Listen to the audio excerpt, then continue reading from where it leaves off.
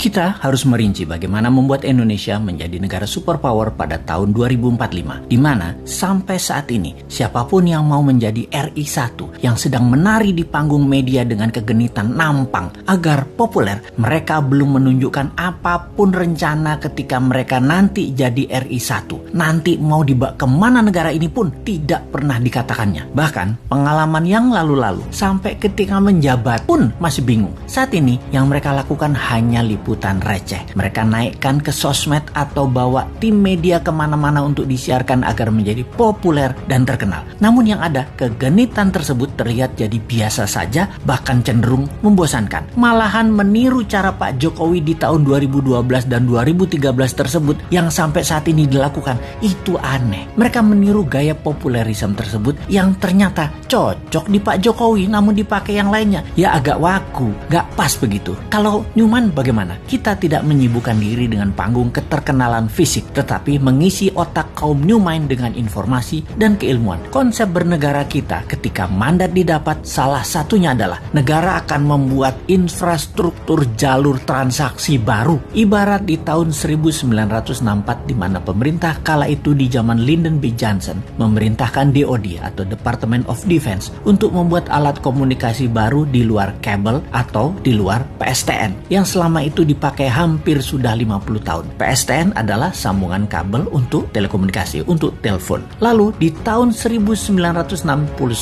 lahirlah yang namanya internet, dan di tahun 90-an masa jayanya isinya internet. Hingga saat ini internet menjadi alat komunikasi dan transfer data utama dunia. Sama, dulu kita infrastrukturnya perbankan, kredit card, ATM untuk menyalurkan uang beredar. Kedepan kita akan membuat infrastruktur transaksi perpindahan aset digital emas, yang mana emas fisiknya ada di Nusantara Metal Bank, semacam lembaga di Swiss yang terkenal yaitu Swiss Metal Bank, bank metal milik Swiss yang isinya logam berharga, noble metal atau PGM, precious group metal, ditabung disimpan sebagai underlying mata uang Swiss. Sekarang dengan digital teknologi tak perlu lagi menerbitkan mata uang, pindahkan saja ke emas atau PGM ke sesama akun tadi, maka transaksi berbasis logam mulia bisa dilakukan. Itulah muasalnya dinaran, di mana jika kita dapat nanti dinaran akan dilepas oleh Bosman menjadi milik negara Nusantara. Pakailah dinaran sebagai kastodian Bank Metal Nusantara dan alat tukar transaksi terpercaya di seluruh Indonesia. 1 tahun sejak Newman pegang mandat, sejak tahun 2025, maka dinaran menjadi instrumen metal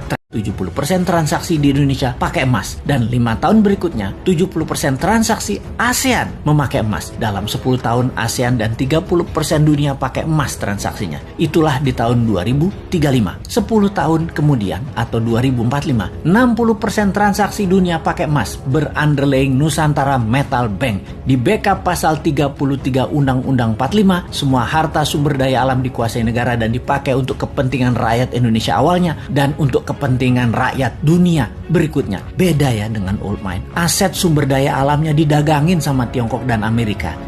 Cemen banget dah mereka. Tapi mereka populer. Buktinya berkuasa dan bisa terus berkuasa karena rakyat suka cara mereka bernegara.